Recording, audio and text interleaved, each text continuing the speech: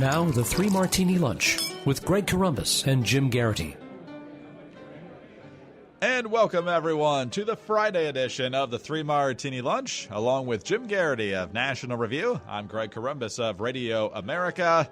We have successfully made it to the end of the week, but boy, do we have some doozies for you today. No good martinis. Could be bad, crazy. Could be bad, crazy. Really could be all crazy in some ways. But three interesting martinis for conservatives today. Let's begin with martini number one.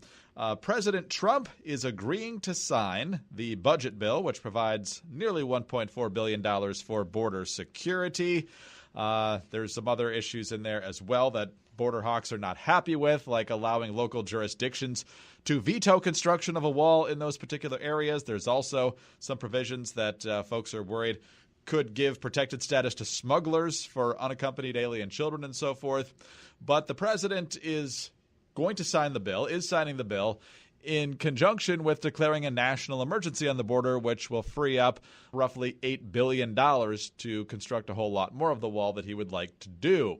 The president today explaining this, or at least he planned to, in a Rose Garden press conference. He took the unusual step of winging it, not having any prepared statement whatsoever. So it's a little hard to get sound bites here from the differing thoughts. But first of all, he explains the problem with the southern border. Today I'm announcing several critical actions that my administration is taking to confront a problem that we have right here at home. We fight wars that are 6,000 miles away, wars that we should have never been in many cases, but we don't control our own border. Now, you have a lot of Democrats and a lot of Republicans urging the president not to do this. They believe it's not constitutional. The president says it is. A lot of presidents have done this, so what's the big deal? So I'm going to be signing a national emergency, and it's been signed many times before.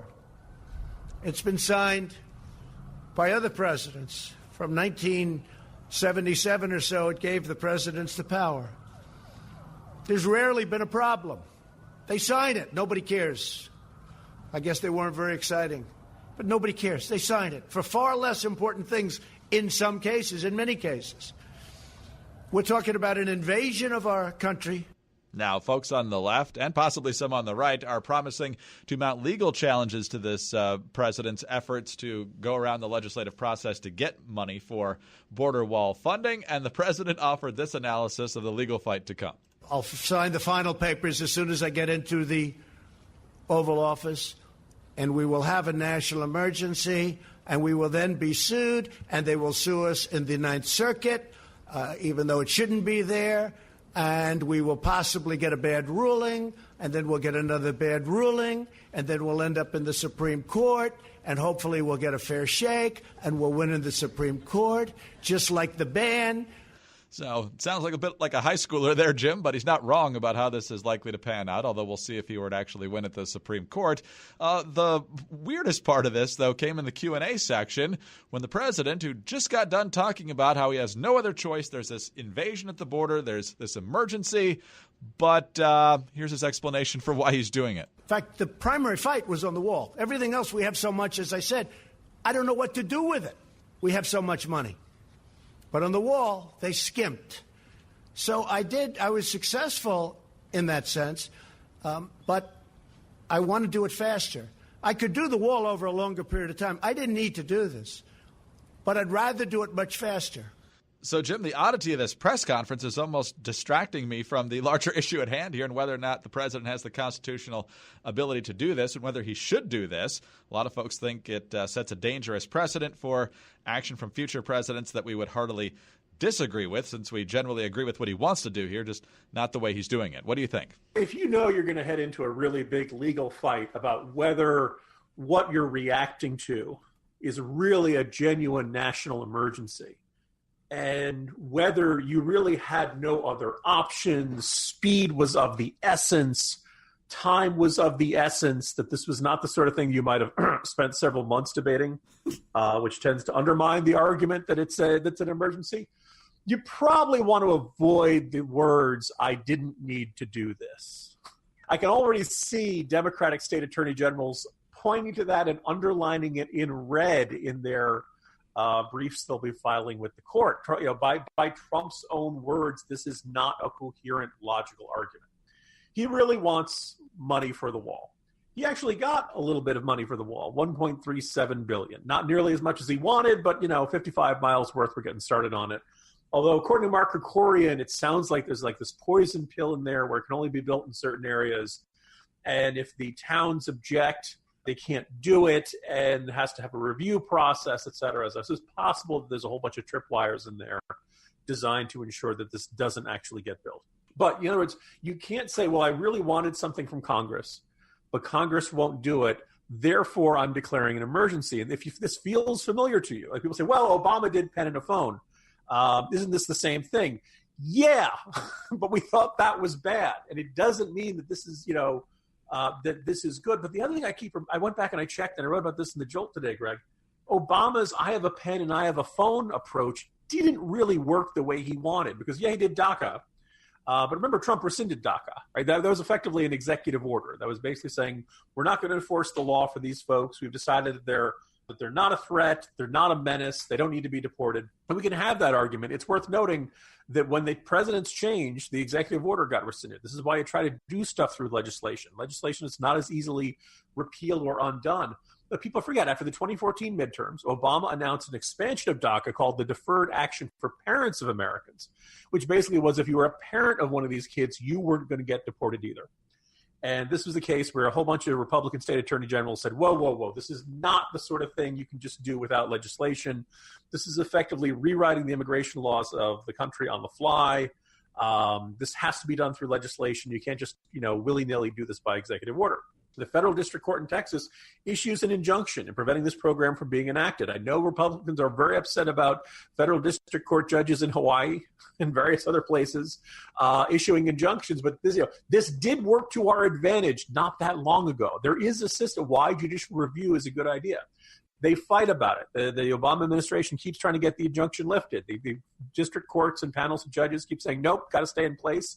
We're not sure you have the constitutional authority to do this. Gets fight all the way up to the Supreme Court. And in a normal environment, Greg, this is where it would be resolved. Except folks may recall that at that point, Justice Scalia had passed away. There was the fight. The Republican Senate was not interested in confirming Obama's nominee. And so there was 8 justices, and it was a 4-4 split. That 4-4 split kept the injunction in place. One possibility, as people expect, this is going to be tied up in court. You're probably going to find a judge issuing an injunction on this pretty quickly. Because they'll probably be open to the argument that this is not within the normal enumerated powers of the president. He doesn't just get to move around funding willy-nilly once if he wants this money, Congress has to enact it. And I heard somebody arguing with me on Twitter yesterday said, Jim, if Republicans want to, if Congress really objects to this, they can use the power of the purse. And I thought, and I was like, well, the fact that they only agreed to $1.37 billion means that they did, right? That's how the system is supposed to work. We gave you $1.37 billion, and that's what you get. And you're not allowed to take other money from the defense budget and put it into wall funding because you think it should go there. You can't just ignore what the appropriations bills say. We give you a little bit of leeway in how you spend the money, but ultimately, Congress has to have a say in this because under the Constitution, Congress has the power of the purse. All spending bills originate in Congress. My guess is you get some similar outcome to this, and I would not be surprised if at some point the Supreme Court said, you know what, this is not within the president's power, can't do it, undone.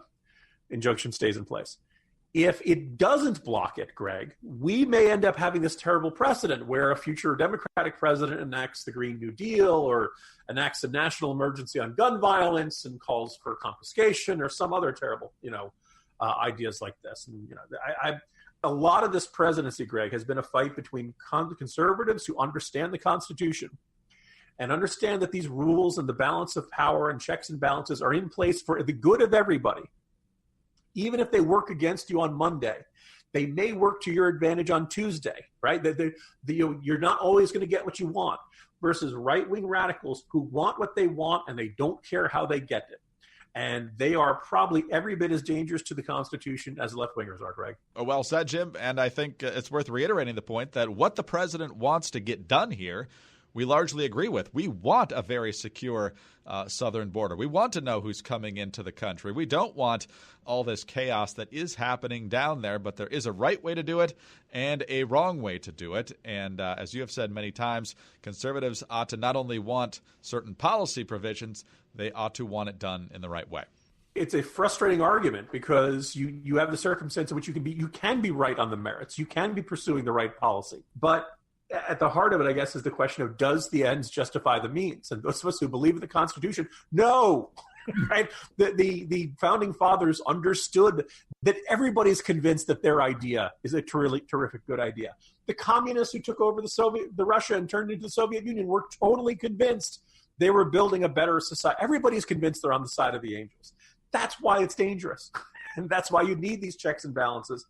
Otherwise, otherwise you end up with a more and more power concentrated in the executive. And that's not what America is supposed to be about. All right, let's move on to our second martini now. And for that, we go to Alexandria Ocasio-Cortez. On Thursday, Amazon announced it was scrapping the New York City portion of its second Amazon headquarters. They're still going to go ahead with the project in Northern Virginia, but they're no longer going to work with New York State and New York City. Just too much of a hassle. This has infuriated a lot of people up there, including Governor Cuomo, who is blaming local officials who were too unreasonable in dealing with Amazon and what the state was hoping to achieve there. And we've talked before, especially when this announcement was made, about the dual second headquarters, that crony capitalism is a bad way to do business, and these states and locales throwing all these different tax incentives and so forth at companies like Amazon is not the best way to attract businesses to your local communities and your states. But one of those celebrating the fact Amazon is scrapping the plans for New York City is Congresswoman Alexandria Ocasio-Cortez.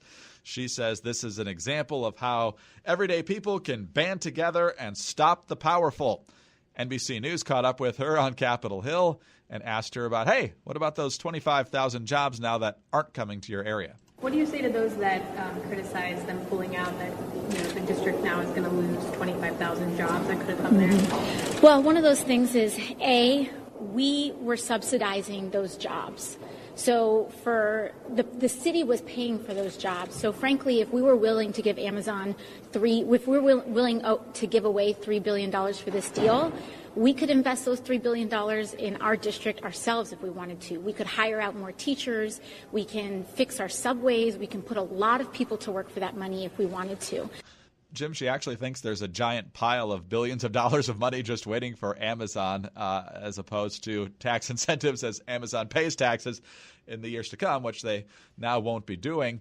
The best illustration of this I saw on Twitter was someone calling up a pizza joint, ordering a bunch of pizzas and saying they have a $10 coupon, and then the person at the pizza joint saying, no coupons for you. That's not fair. So the person takes their business elsewhere, and then the person who works for the pizza joint tells their boss, hey, I just saved you $10. Greg, here's the thing. If you went back, we went in a time machine and talked to 20-something Jim Garrity, there'd be a bunch of stuff that I would not know as well as I know today. It takes a while to get to understand this stuff. And I don't like making fun of someone for not understanding something. But when you get to Congress, the excuses start to fall away. And just as remember early in the week, we were talking about Senator Kamala Harris and the mixing up refunds and total amounts of withholding in your total tax bill, right? And well, people are getting smaller refunds. They must have had a tax increase. No. If they're having less withheld each month or each pay period, then you're going to end up with that. You're still getting more money. Your total tax bill goes down. You just don't get it in the form of a refund at the end of the year because they're taking out less each pay period. In this case with her, this is a really weird, complicated issue. Because, Greg, I really love Amazon. I use them all the time. All my books are available on it, et cetera, et cetera. I have no gripes with Jeff Bezos, his various texting of things notwithstanding. But I don't like it when state or city governments go to businesses and say, we're going to give you a special deal if you relocate or if you do this. I didn't like Foxconn in Wisconsin. I really liked Scott Walker, but that was a bad deal and a bad proposal. I don't like the government picking winners and losers in the market. I don't like, well, you're a powerful and big company, so we're going to give you a special deal. usually comes in the form of tax breaks, usually comes in the form of, either reduced payments or delaying the payments or making the payments conditional on a certain amount of jobs created, all kind of stuff. My attitude is whatever your tax rate is going to be, it should be the same for everybody, or at least every business. You should not be picking and choosing favorites and saying, well, we really like this company, so we're going to give them a special deal. That's exactly what happened in both New York and in Virginia.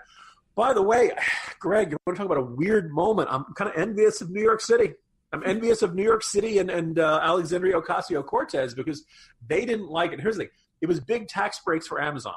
And I think the fair argument can be said, why does Amazon need this for putting the headquarters here? A bunch of tech companies have moved to D.C. all the time. In fact, the big cities like New York and the D.C. area are the exact last ones that should be offering these kinds of incentives because lots of people move here. Lots of people want to work here. They already have all this stuff. If you're a really economically deprived, if Detroit said, we're going to give you this kind of deal, I could at least understand it and say, okay, Detroit really needs that. Apparently, the understanding is that Amazon didn't believe that they could pick lesser populated, less thriving cities. I'm going to pick Cincinnati. And for listeners in Cincinnati, I'm sorry. I'm mostly basing my opinion of your city on the Bengals. But again, picking some place that was not seen as a part of a thriving tech corridor and putting Amazon there that, you plant your flag and maybe people start moving to it and all of a sudden it energizes the city. But it's worth noting here in Virginia, the thing sailed through with 9 minutes of debate and it was signed into law by Governor Blackface. So way to go, Virginia. Way to go. But, New York's, a bunch of New Yorkers saw it as corporate welfare. But where Alexandria Ocasio-Cortez gets it wrong is that it's not that the city was saying, here's a big pile of money for moving here. They were saying, if you move here, all the stuff you would traditionally pay in corporate taxes and property taxes and stuff like that, we're going to give you a break on you, add it all out. And also, the other thing is also, my understanding, at least for some of the stuff in Crystal City, and I assume it was similar for the site up in New York, we're going to make various infrastructure improvements for the location to help you with traffic, stuff like that. And that's fairly standard for these kinds of deals. I'm not a huge fan of it, but sometimes that stuff is just necessary to get the workers in and out of where they need to go. You add it all up, it becomes to $3 billion. But that $3 billion only comes into the city, or that $3 billion break only occurs if Amazon is paying some massive amount in its usual corporate taxes and property taxes, not even counting all the income taxes that the workers would be working there before. I did not want to see Amazon getting a special deal. So the part of me is cheering that New York said, no, we're not going to give it to you. But it's fascinating that she has managed to botch this and that she apparently didn't really understand what was at stake and how it was going to work from the very beginning. She's one of those cases where, I guess a broken clock is right twice a day. I don't like corporate welfare because it picks winners and losers in the marketplace. Greg, my suspicion is she doesn't like corporate welfare because it involves corporations. Jim, this has been a pretty bewildering first set of two martinis today because you get distracted by different things. You've got, on the one hand, what's Trump doing with his constitutional prerogatives here versus what in the world was going on with that press conference. And then with the second story here, we don't like crony capitalism, but man, this woman knows nothing about economics. Yeah, it's weird when the economically illiterate end up being, in fact, maybe we should rethink our thing. Being on the same side as Alexandria Ocasio-Cortez should probably make me say, wait a minute, am I sure I'm doing the right thing here? All right, Jim, let's move on to our final martini. Also crazy. This is courtesy of the Boston Herald, and President Trump has a primary challenger. The last time we saw former Massachusetts Governor William Weld, he was the vice presidential nominee for the Libertarian Party, running on the same ticket as a guy who was conducting national television interviews with his tongue hanging out of his mouth. Boston Herald. Former Massachusetts Governor William F. Weld is launching a presidential exploratory committee to challenge President Trump in the Republican primaries, saying the country is in grave peril and he cannot sit quietly on the sidelines any longer. Weld becomes the first Republican to officially announce he is exploring a run against Trump and sets up a potential matchup in the first-in-the-nation New Hampshire presidential primary and in other states. In prepared remarks at the Politics and Eggs breakfast in Bedford, New Hampshire, Weld delivered a blistering critique of Trump, saying, quote, "We have a president whose priorities are skewed towards promotion of himself rather than toward the good of the country. To compound matters," he said, "our president is simply too unstable to carry out the duties of the highest executive office, which include the specific duty to take care that the laws be faithfully executed," in a competent and professional manner. He is simply in the wrong place. So, Jim, we know that primary challenges to incumbents usually don't turn out too well for the challengers, and they often don't turn out very well for the incumbents once they get to the general election. So what do you make of William Weld doing this? First of all, my buddy Michael Graham was up at this event, and he, quickly hammered out a column where he said that William Weld is the absolute worst possible choice to run against Trump in a Republican primary. Greg, you think about that, it's really saying something considering how we live in a world where John Kasich and Jeff Flake exist. That's a high bar to clear. And yeah, the guy who was running on the Libertarian ticket last time around doesn't seem like the natural pick for this. He was always, by no means the most rigidly conservative guy. He's, pro-choice. I don't think that there's an enormous appetite for pro-choice candidates in the Republican primaries. Pro-amnesty. He endorsed Obama. Had a bunch of praise for Hillary Clinton. Was buddies with them back in the 90s. Probably the single best assessment you can make of this is that if you've been wondering what is the absolute minimum baseline of opposition to Donald Trump in the Republican presidential primary, William Weld is going to show us. What's the argument for Bill Weld? He's not Donald Trump. That's where it begins, and that's about where it ends, at least in terms of traditional Republicans. And who knows? Maybe in some places like New Hampshire, it'll be a little higher. I don't think it'll be enough to win a state anywhere. Maybe it's 10%, maybe it's 20%. Maybe if Trump has a really lousy stretch, maybe it's 30%. But no, you're not winning the nomination here. You mentioned that historically, having an incumbent president, having a primary challenger can do some damage. Thinking of Pat Buchanan against George H.W. Bush back in 92. But honestly, if William Weld prevents you from winning re-election, I think you were doomed. Because, and the other thing is also, for people to say, oh, Jim, who would you like to see? Look, people have listened to this podcast know I got a lot of problems with Donald Trump. I also have the recognition that at this point, the people who are right of center who don't like Donald Trump have by and large left the Republican Party. I think this is why you see Trump getting high 80s, low 90s approval rating amongst Republicans. The kinds of Republicans who wouldn't like what he's doing are now self-identifying as independents. They after 2016, they concluded, well, I guess I'm not a Republican anymore. So I don't think there's an enormous mass of right-of-center people out there who are yearning for a non-Trump presidential option. And the second thing is that if you have real beefs with Trump, as I do, I want Donald Trump in 2020 to rise or fall on his own merits. I don't want him to have any convenient excuse. Well, I could have won the general, but I didn't because of that primary challenger of William Weld or Kasich or Flake or whoever. That you basically need to have that I want, Trump to rise or fall. And if I've got problems with this, I want to show in 2020, well, we tried it and it didn't work. I don't want to have these, we were stabbed in the back, alternative narratives floating around. Now, again, I think Bill Weld is going to have a hard time breaking 10%, 20% in most of these states. There might be some protest votes and stuff like that. The man is not a whirling dervish of raw political charisma. Now, the interesting thing is that way back when in the 90s, when he was running against John Kerry and stuff like that, he was seen as kind of wacky and unpredictable and charismatic. I don't remember anybody having that kind of reaction when he was the running mate to Johnson last time. And I also would note, Greg, he kept saying nice things about Hillary Clinton. So it's kind of like the opposite of an attack dog running mate vice president. It's kind of like the Democratic nominee is really awesome, which is, probably not what the Libertarian ticket was really itching to hear from its vice presidential ticket. So, you have candidates where they have they're listing, the support in polls, and there's, they're 5%, 2%, and then there are the asterisks. Bill Weld is destined to be an asterisk on this presidential campaign. Couple quick thoughts here, Jim. First of all, I can definitely see the media's tongue start wagging if, in fact, Weld were to pretty much get what John Kasich got and maybe even do a little bit better in New Hampshire since it neighbors Massachusetts, where Weld is from. They would certainly love to spend a lot of ink and oxygen on that. Also, I think it's potentially good news for Maryland Governor Larry Hogan. There had been some rumors that he's thinking about challenging Trump in a Republican primary in 2020.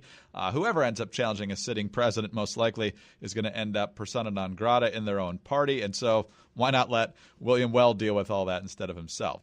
Yeah, I just don't see any upside for any. If you really wanted to challenge Trump, The argument against him would be helped by a recession, right? Right now, the economy is doing quite well. You would need right-of-center people to perceive the president as a experiment that failed, and I don't think they're there yet. They may never get there. And, oh, by the way, we should recognize the possibility. Maybe the president will succeed. He does a lot of stuff that drives us nuts, but a bunch of here's the thing. Trump has these wildly erratic personal habits and statements and Twitter tirades and all these kind of stuff. There's all kinds of personality problems for how he approaches the job of president. And I think you can safely say it's not that he's opposed to the U.S. Constitution. I think in his decision-making, he just doesn't think about the U.S. Constitution. But you need somebody who can make the argument against Trump, by and large, from the right. And that's not where Kasich was going. That's not what Jeff Flake was doing. I don't see Bill Weld riding in on a white horse to save the cause of conservatism. And so my suspicion, when you're running for that, you're running as the John Kasich slot correction. I should say the John Weaver slot.